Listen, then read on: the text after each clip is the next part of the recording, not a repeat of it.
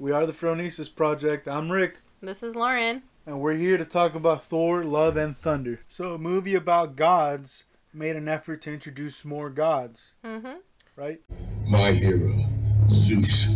The all-father of that whole, whole side of... Greek mythology, yes.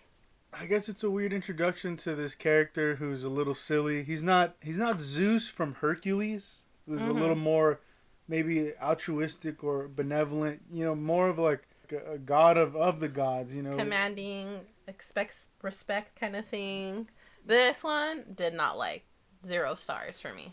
Right. This Zeus is a little more on the Dionysian side, wants to be with the community and also wants to partake and let loose, and indulge in all the pleasures of life. Yeah, I get Zeus was a hoe. I get it. Where are we going to hold this year's orgy? Is this guy for real? I feel like the orgies, and you're gonna be left out of the orgy. It's too much. You're gross. I feel like they just made him gross, cheap, and cheesy.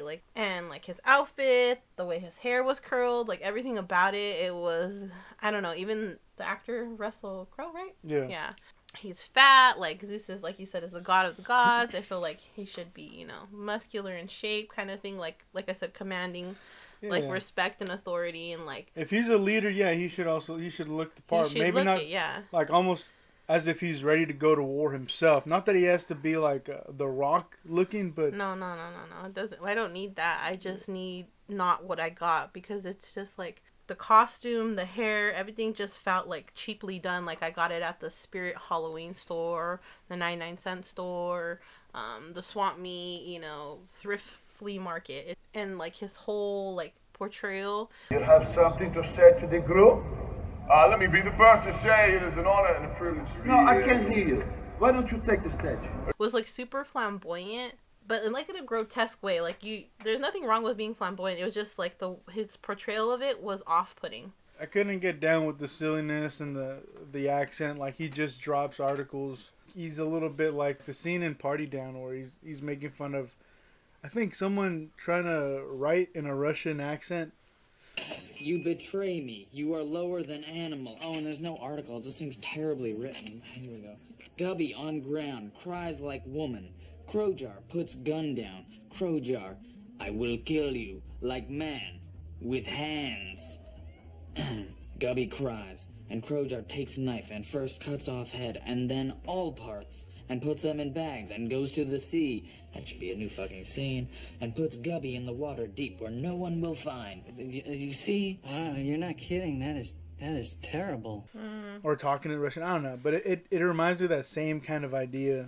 It's just, it doesn't work. I wish they used something like a Russell Crowe and they used him as a more of a presence in that role as opposed to let's play him for a fool and like a wash. Yeah, let's have a different interpretation of Zeus to kind of liven things up and make sure this is more geared toward maybe an action comedy, I guess. Yeah. I'm getting 21 Jump Street feels, you know what I mean? Yeah.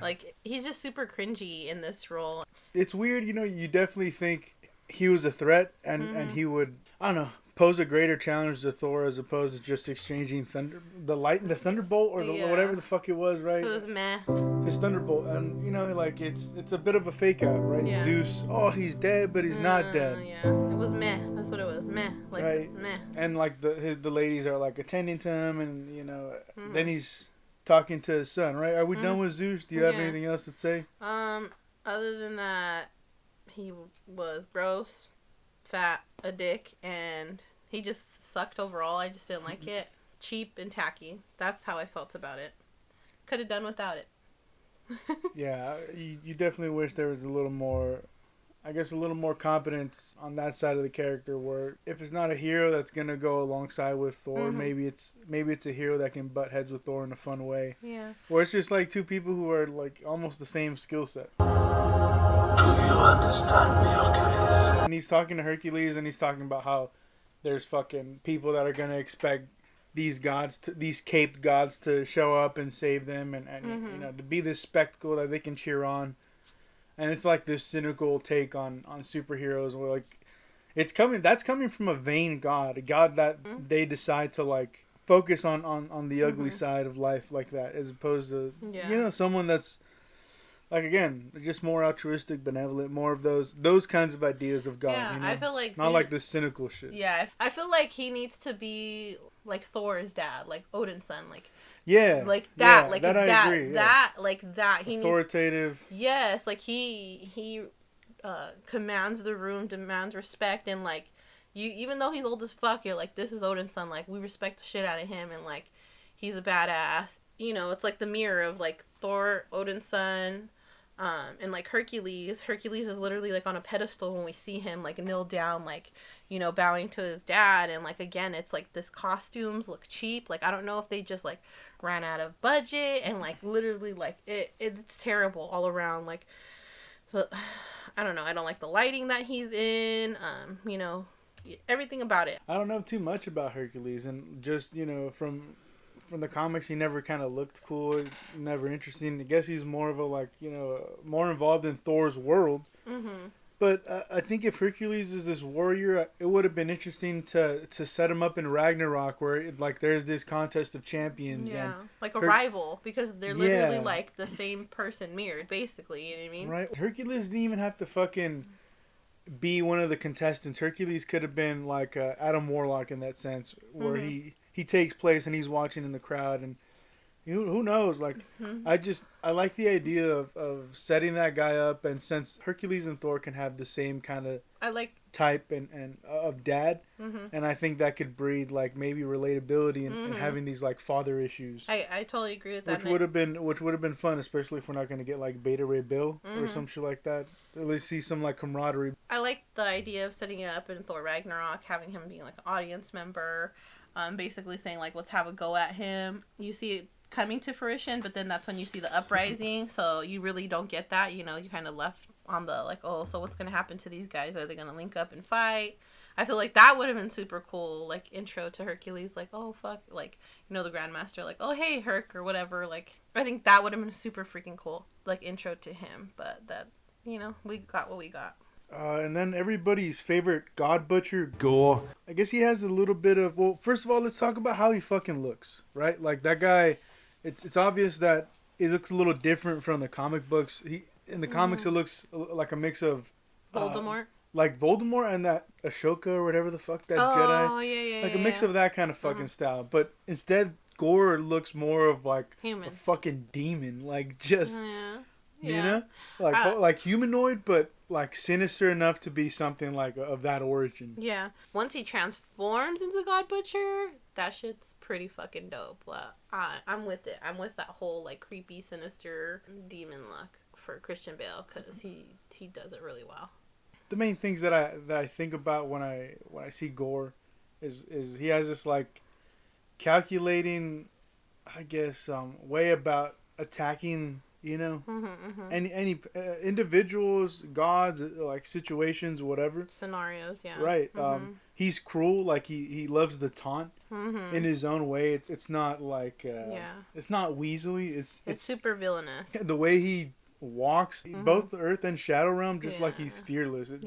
He's a commanding force, right? And it's a threat, and it's definitely a villain that way different than the first villain that Thor fights, right? It's the metal fucking guy, and he can twist and torque his body so he can shoot his fires at Thor. And then the second one is the elf who gets the Aether, and then the shit goes collapsing on him. And then obviously with Hela, right? Hela, she destroys the hammer, but then she's shooting these, like, she's manifesting these spears or whatever the fuck, these thorns, right? And it's like, okay. And with Gorr, what's interesting about him is he has the Necro Sword and the ability to maneuver in and out of the Shadow Realm, which is so cool. When he's doing everything right in the beginning, I don't know if we brought it up, but the sword tells him, "Let's revenge you seek, kill all the gods." It's revenge you seek, kill all the gods. Did we bring that up? I don't know. I can't remember at the moment. Right, and it's weird too, because this whole chain of events kind of, leads us to like eternity, right? Yeah. But I think it's to Eternity's Gate. Right. It's fucking crazy that Gorr, approaches Thor in that manner where they're at the village, and Thor gets introduced to Mighty Thor, right? Uh-huh.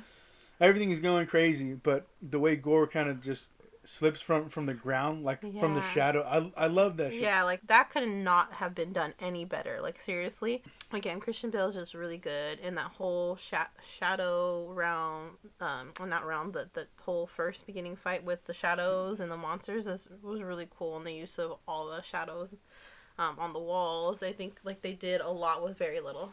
It's a different kind of villain. That's what I enjoy. The way that villain maneuvers in and out compared to the other ones, and that he also like what conjures up these like shadow monsters, right? Like that's what you said. Yeah, he does. The shadow monsters like looks like a big spidery like dragon thing that they kill like towards the end of the village, and then like the like twisty tentacle things that like try to get him, and like when he's trying to get like Thor's axe out of his hand. And he's like, don't touch me, or don't touch my sword, or axe, excuse me. He can create these cool things, just like Hela can create the spears. I think that use of he doesn't say anything, like, really in that scene, and it's just, like, the menacing looks that is on his face. When he first fights Thor. Yeah, I don't know like, if looking at him, looking at them, and he just kind of like slipping in and out of the shadows, and then like the children are gone, and then they're in like this creepy like cage thing. It's so freaking cool. I don't know. That's such a dirty fucking like foul play. What a dirty move to like kidnap the children like a snake. Yeah, and that's the leverage play that he takes in this whole luring and baiting fucking Thor out of rile you up and take the most weak and vulnerable. When he has those moments with the kids, like, I think that's what I really love about what Bale brings to the Gorr character. He's like, there's a lot of fun and there's a bit of humor in that character, and it's not like overdone or over the top. With all this talk about chopping off heads, I want to have a go. We're like, it's a comedy movie, right? And everybody has to have that shade in them. Yeah. So in that scene where he's talking with the kids in the cage, in the shadow realm. Right, he's like, with all this talk of chopping off heads, I want to have a go, right? And he's having fun with that whole fucking that scene with the kids. This is Opti. Hello, Opti. How are you? You know what Opti loves? He's having his head ripped off, and then he like, God. Yeah, he pulls his fucking head off, and then he's like, "What you liked it a second ago?" And that was because Axel was talking about Thor. Taking Thanos' head, and for me, like, that scene is, I know, like, okay, so here's my problem with it. I love Bale. I think he's great. I think he's a great God Butcher. I think that is, like, overdone and kind of, like, just kind of annoying, like, when they're talking about, like, whatever the snake thing, Opti or whatever, and he, like, rips the head, and, like, the kids are, like, screaming. that scene, I'm like, ugh, alright, I'm done with this. Yeah, I think that I really like that. I think he's having fun with it, and it's a fun scene to have in the movie, and I think it works. And in a movie that has a lot of scenes that don't. That scene, I like that. And I enjoyed it. I feel like we could have got more out of him. Like, why didn't we get like montages of him killing gods? I just wanted a lot more, and I feel like what I got was just very little. And like the fight scenes were very little. I just feel like he became, like, was the sad boy, his daughter died, listened to this whisper of the sword telling him to go to Eternity's Gate and kill all the gods. Like, basically, he was following blindly the gods, and then he goes and follows blindly to this voice, it's leading him nowhere, you know what I mean? He doesn't get what he wants in the beginning. He's desperate. Yeah. So he's got to desperation, yeah. So I was kind of like, I'm like teeter-tottering with this. And that's what sucks about this. Like, it's my biggest complaint is that they tell and they don't show. So, like, examples would be when Gorr's talking about, like, all the people, you lost all the people, right? Like, they didn't show, the people dying off. They kind of just accelerate to the point where it's just Gorr and his daughter struggling to survive, and even then, they fall off. And then same thing with the gods that that get slaughtered behind the scenes or whatever the fuck. It's not really shown. It's like it's shown like in the sense it's here's a picture and here's the location where they got killed, but it's tell, it's not show. It's not Gorr going on this montage slaying these gods in different different environments, different kind of I guess different worlds, different realms, power sets. yeah. Yeah, that would have been fun to see. Like, how does this guy? It's just like a very lazy writing, I feel like, and like with the being the most like expensive movie in Marvel, it just One of the more, yeah. I think it was $250 million. yeah, was the budget. Like, come on, like I get Lady Sif lying on the floor, and like we get this big old god that's supposed to be like one of the nicest gods, but it's this giant thing, and I don't know how it died, but I'm supposed to feel bad for it. You know what I mean? Give me god butchering. Where's the god butchering in the movie, other than when he first got the sword and he literally stabs him in the neck? That's not butchering. Yeah, they're just like, all right, you get the point. We're gonna move on. Mm-hmm. Yeah. That's a big issue. Them in the Shadow Realm when they finally get there. I like that because he's like, I'm truly creating peace. But like he says it like more high pitched and scrunchy. I guess he does that in this movie. Is like that high pitched like. It's just so weird. I don't know. It's like it's supposed to be like, I don't know, like ominous and like creepy. And I guess it kind of works. I like that scene because I feel like he attacks each one of them. He taunts in their own specific I guess weakness, right? Mm-hmm. And like the first one when he goes over to Valkyrie. There's weakness when the women you loved lay dying on the battlefield. As your family was massacred. Good chat. Yeah. Like almost in this crybaby, like, yeah, like, you know. Oh wow, boo hoo hoo hoo, yeah. You know, and then he like throws her away, you know. Yeah, throws the like, you know, like she's trash. Yeah. And then he goes to Jane and he says, "The gods will use you, but they will not help you." Yeah, they won't save you. Basically, like you're still sick, bitch, and you're gonna die. Right. Type of shit. Yeah. And then he looks to Thor and he says, "She'll be gone soon." And you know who won't help her. I know your pain. Love is pain. Choose love. Like trying to, like he's that parasite trying to slither into their mind and just get what he wants. Right. And like he's like, this is what you need to do. Games. Yeah, he's playing those cards really well, and you can see it. Like you can see the pain in Valkyrie's eyes and Jane's eyes and Thor's eyes, and obviously Thor calls the axe because he loves Jane, you know? Yeah. So my issue with that one in the Shadow Realm is that they find him super quick. The fight was super fast. And then again, like we're in the Bifrost. What the fuck happens again? Thor loses in the Bifrost again. Like, come on, like give me some originality. Give me something different. Like I don't want to see Thor always losing in the fucking Bifrost. Like, do something else. Right, and like that is annoying. It's always on some bullshit. It's always on some Bifrost shit that Thor be slipping up. It's like, hey, like, bro, just like maybe, you know, get in a place where you're fucking safe to just go and travel and shoot out into the cosmos. Like, my dude, you can fucking fly. Fly them out. Grab them one bitch under the other arm and one bitch on the other arm and go with your little fucking axe. You know what I mean? Fly away. Come on. You can't make no little, like, force field of lightning or some dumb shit. Like, God. I don't know. Your fucking axe can fucking travel the cosmos, but you can't fucking travel like 100 yards away to get away from this fool. It's stupid. It's stupid. Because that whole scene, like the environment, like it's black and white. It's a little different, like in terms of the color palette that Taika loves to throw at you. Other than the eyes, right? I think the eyes were like some of the eyes were colored, and I like that. The eyes were colored, but you know that the whole point of that. I guess that environment was to have the home field advantage for Gorr to take the Stormbreaker and you know move forward with his Eternity plan. Yeah. Right. Eternity is the thing before anything in the universe. Wasn't that supposed to be the Infinity Stone? So it's like, come on, guys, get your shit straight. Yeah, and like by the time we get to the final battle, it seems like all the good things that they were building Gorr up to be, they all kind of get whittled away, and he turns into like Jude Law from Captain Marvel. You've lost Lady Thor. If you can't save Mighty Thor, I'll accept Dr. Jane Foster! This is that moment. This is that moment, Beers. Turn off the light show and prove to me you can beat me without... You know, he says like, you know, Lady Thor, right?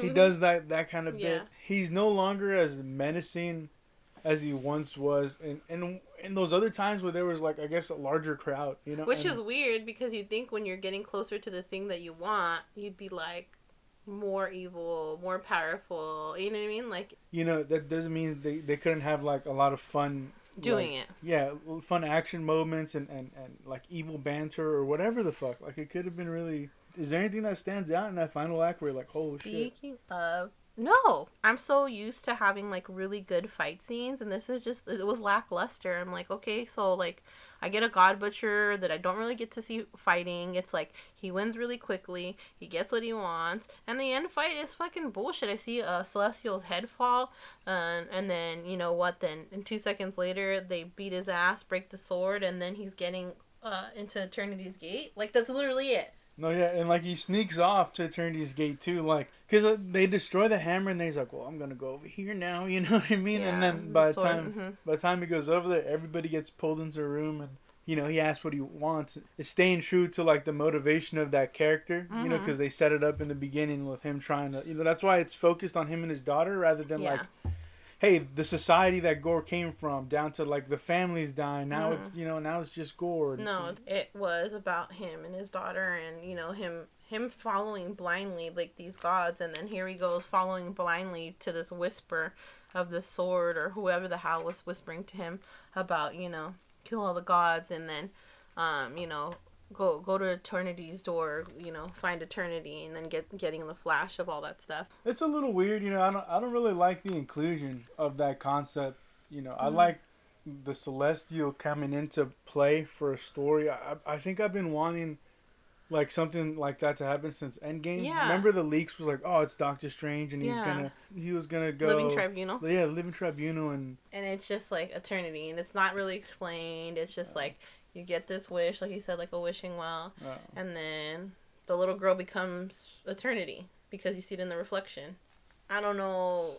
You said something about a piece of eternity, but then eternity's gone. So I'm like, eternity is in her.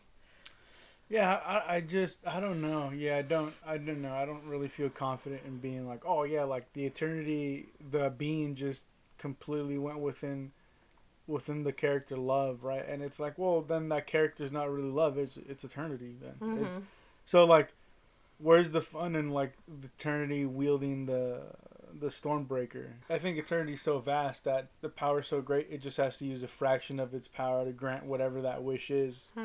You know? And I'm still not sold. I'm sure they're not even sold, and they don't even know what the fuck they're doing with it. You know what I mean? Yeah. It's just kind of like, let's write this stupid shit in here, and we'll figure it out once we have to figure it out. Gorr worked as a villain. Is probably one of the stronger villains in this Thor franchise. It's just, if not the strongest. Yeah, it's Christian Bale. It's just a shame that the story is not as strong as maybe even the first and the third one, you know? Yeah, definitely. The story is kind of like... And it would have elevated, you know, everybody's performance and I guess arcs and stuff. Gorr's performance overall, magnificent. Love Christian Bale.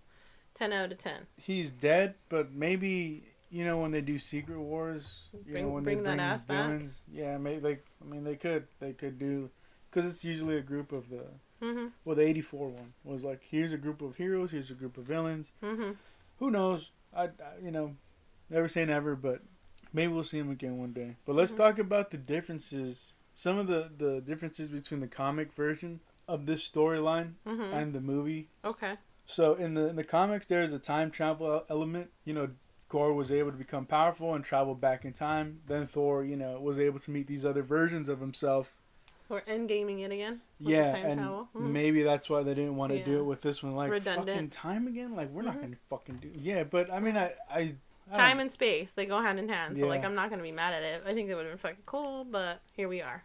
In the comic, the Gorr story had no Jane. So the comic just had, you know, it's the Thors... And it's Gorr. Oh. You know? So they like did a mashup then. Yeah, so they did a mashup of the introduction of the Mighty Thor and almost like condensed it. So like, hey, like here she is, she becomes Mighty Thor, she dies, maybe she becomes Valkyrie, right?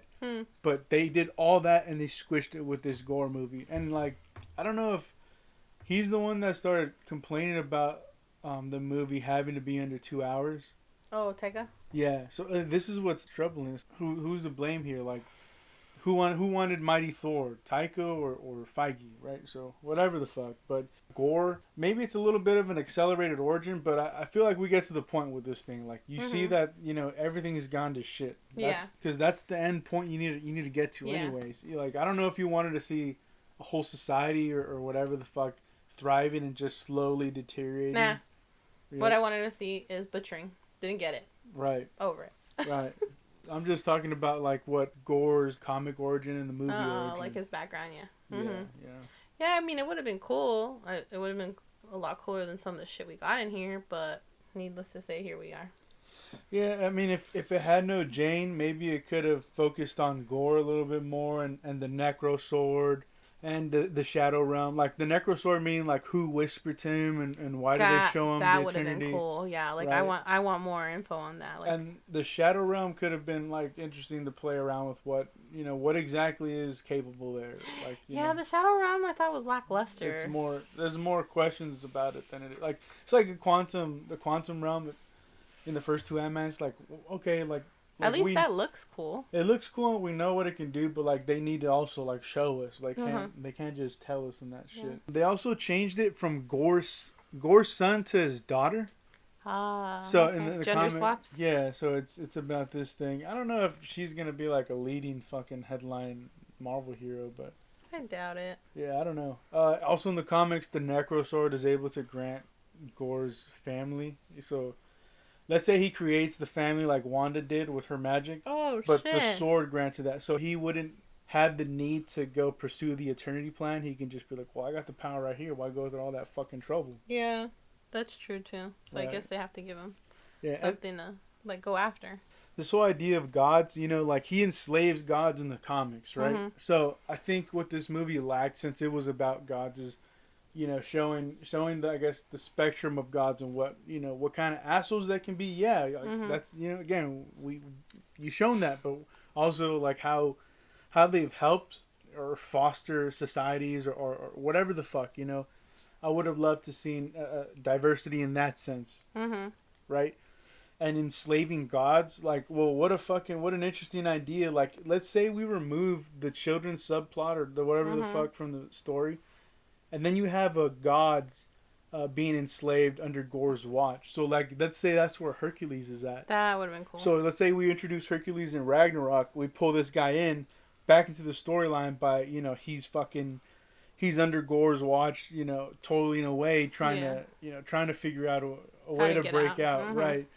And I think it could have been fun. It didn't have to be, like, as black and white as the Shadow Realm, and like Gorr is just the God butcher. He's just he see God, he kill God. It's that fucking simple. I think that's a fucking move. Enslave gods.